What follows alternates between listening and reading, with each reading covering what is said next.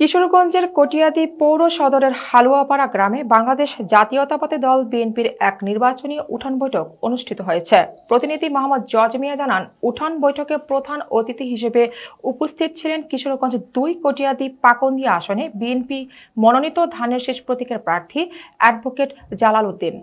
এ সময় কটিয়াদী উপজেলা বিএনপির সভাপতি ও কটিয়াদী পৌরসভার সাবেক মেয়র আলহাজ তোফাজ্জল হোসেন খান দিলীপের সভাপতিত্বে অনুষ্ঠানে অন্যান্যদের মধ্যে উপস্থিত ছিলেন উপজেলা বিএনপির সাধারণ সম্পাদক আরিফুর রহমান কাঞ্চন, সহসভাপতি মিজানুর রহমান স্বপন ও শেখ জসিমউদ্দিন মেনু, পৌর বিএনপির সহসভাপতি হাবিবুর রহমান, উপজেলা বিএনপির যুগ্ম সম্পাদক মাহফুজুর রহমান মিঠু ও শফিকুল ইসলাম ফুলু।